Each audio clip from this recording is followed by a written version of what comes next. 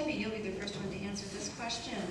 And I'm coming for you. And by the way, all of us that have had middle school students at one point or another, bow down and worship anybody who teaches middle school. Oh, yes. And if you don't have middle school children yet, just wait, it will happen. So, thank you for your service. Mr. Schoeppey, what are your top 3 priorities for your first year on the job?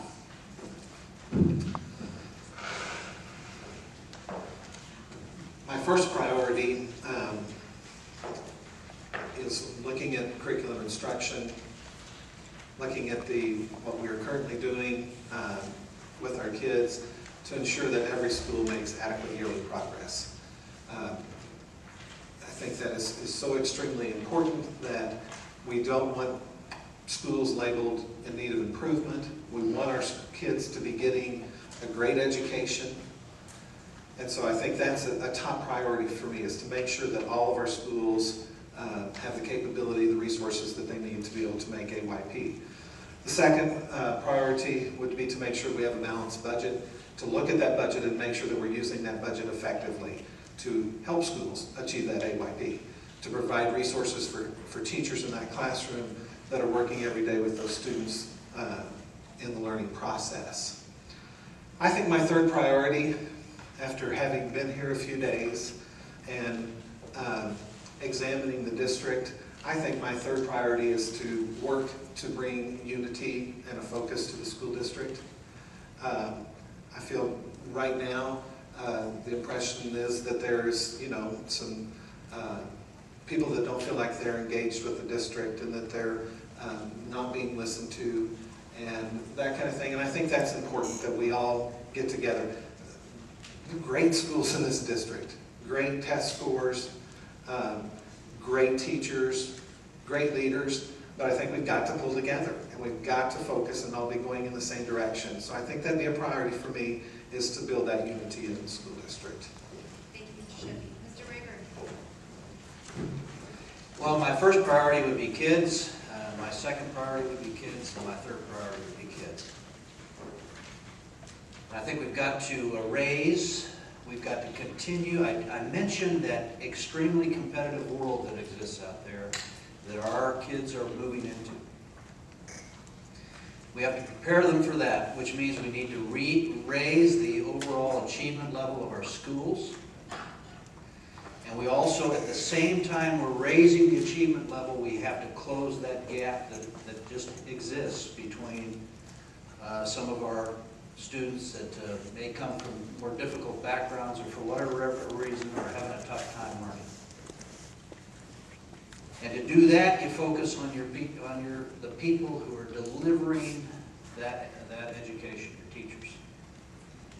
And so my priorities, as I build the budget, as I communicate and not as I build the budget, but as we together build the budget, as we communicate up and down and outside of the walls of the schools, will be to focus on our kids, on improving their education, and reflected in the support and the resources that we give to our teachers, because they're the ones that are going to make it happen. Thank you, Mr. Rayburn. Ms. Howell.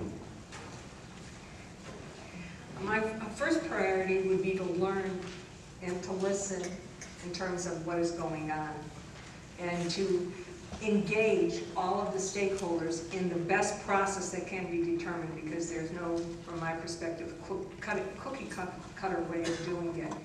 And revisit the mission, the vision, the goals, reaffirm, adjust if it needs to be adjusted, celebrate all of the successes, work together to determine what is successful and what are the strategies we have to put in place to raise student achievement for everyone, because that is our ultimate goal, is to focus on the students and raise achievement.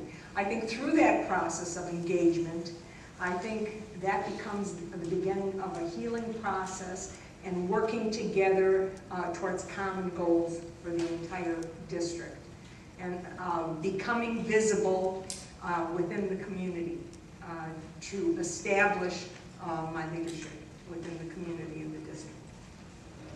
Thank you, Ms. Howell. Mr. Poore.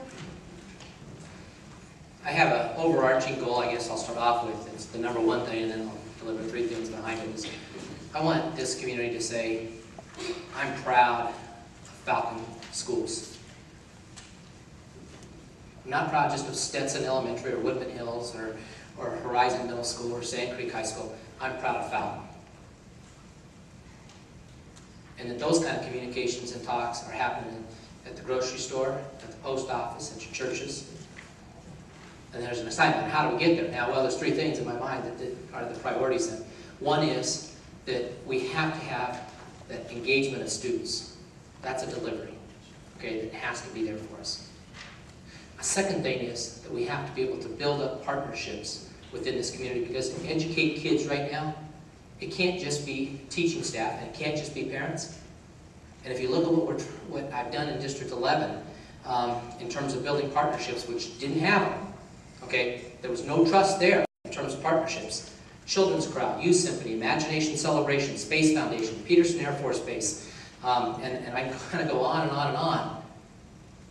But those partnerships, those are people that help deliver the full, well-rounded education that we seek for our kids. And then the third, very last thing that may be the most important is creating a set of expectations in this community. And when I say community, it's not just teachers, it's parents, and it's our business leaders and senior citizens to say, we expect the very best. Not average, average isn't good enough. We expect the best. And we expect to do it in a collaborative way. Thank you, Mr. Poore.